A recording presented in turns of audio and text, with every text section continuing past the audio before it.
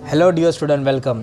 तो जो next distinguish हम लोग स्टडी कर रहे हैं वो है फंक्शन ऑफ मैनेजमेंट के साथ डायरेक्टिंग और कंट्रोलिंग।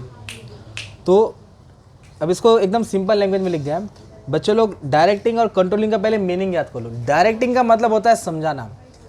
सुपीरियर होता है ना, जो सुपीरियर अपने एम्प्लॉयज़ को गाइड करता है। क्या करता है? दिशा, डायरेक्शन देगा ना। अगर डायरेक्शन नहीं देगा तो क्या काम करेगा, राइट? तो कंट्रोलिंग मतलब उसके काम को कंट्रोल करना, कैसे कर रहा है तो और रिवाइज करते हैं।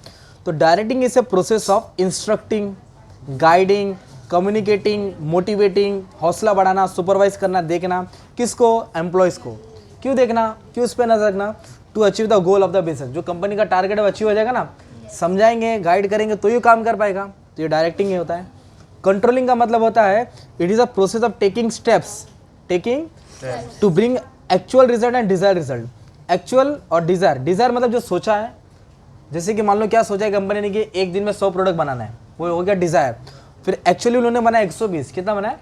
तो ज़्यादा बनाया तो अच्छी बात है।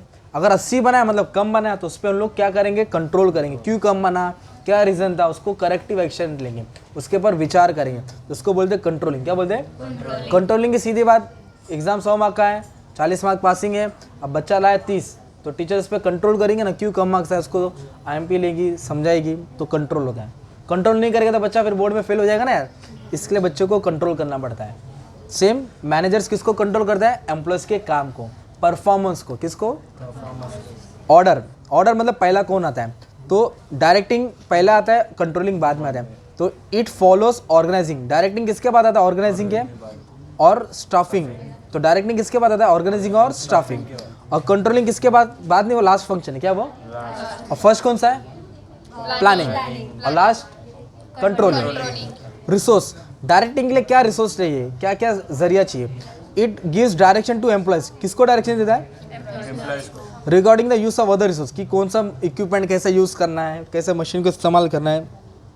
तो ये डायरेक्शन कौन देता है? मैनेजर देता है। किसको देता है? लोअर लेवल मैनेजर या एम्प्लॉयज या वर्कर लोग को। और इधर क्या आता है कंट्रोलिंग में? It is related to organisational resource. जो भी कंपनी में रिसोर्स है उसका कैसे इस्तेमाल करना है वो बताता है। Level of management. तो डायरेक्टिंग कौन किसको देता है? मिडिल लेवल किसको डायरेक्ट करता है? एम्प्लॉयज़ को। तो इधर मिडिल लेवल क्या करेगा? डायरेक्शन देगा। कौन सा मैनेजमेंट? Middle level. और इधर टॉप और मिडिल दोनों कंट्रोल करते हैं। कौन? टॉप और मिडिल।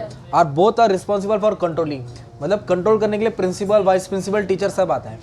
पर डायरेक्शन देने के लिए क्लास में सिर्फ टीचर ही आती है ना, प्रिंसिपल थोड़ी आके डायरेक्शन देती है, राइट? ऑब्जेक्टिव्स। क्यों डायरेक्टिंग की जाती है? तो डायरेक्टिंग का मेन मकसद क्या है? To direct the employees to get things done in the right manner. Direction इसलिए दिया जाता है ताकि एम्प्लॉयज़ काम करेगा और सब चीज़ अच्छे से हो जाएगा, राइट मैनर में होगा। अगर बच्चे को डायरेक्शन नहीं मिलेगा तो टीचर डायरेक्शन नहीं देगी तो बच्चे को नहीं मालूम ना क्या पढ़ना है एग्जाम में। तो डायरेक्शन देने से काम आसान होता है। और कंट्रोलिंग का मेन ऑब्जेक्टिव्स क्या है? टू एंश्योर्स, मतलब guarantee that target are achieve according to the plan. जो टारगेट है वो अचीव हो रहा है, वो हासिल हो रहा है। फैक्टर। डायरेक्टिंग के लिए इंटरनल फैक्टर देखा जाता है। क्या देखा जाता है? और कंट्रोलिंग के लिए इंटरनल और एक्सटर्नल दोनों देखा जाता है फॉर टेकिंग करेक्टिव एक्शन। जहाँ घाई गड़बड़ वो अंदर बाहर दोनों देखा जाएगा। पर डायरेक्टिंग के लिए बाहर का फैक्टर नहीं देखा जाता, only internal factor are consider. Area of function, मतलब डायरेक्टिंग में क्या क्या आता है? तो इट इंक्लूड्स, डायरेक्टिंग में क्या आएगा? इंस्ट्रक्शन आएगा। क्या आएगा? इंस्ट्रक्शन देना, गाइडिंग करना, कम्युनिकेट करना, बातचीत करना, मोटिवेशन, लीडिंग करना, हौसला बढ़ाना, ये सब डायरेक्शन का हिस्सा है। तो कंट्रोलिंग में क्या आता है? सेटिंग अप स्टैंडर्ड्स, क्या करना है। मेजरमेंट, कैसे काम किया, कंपेयर करना, क्या करना?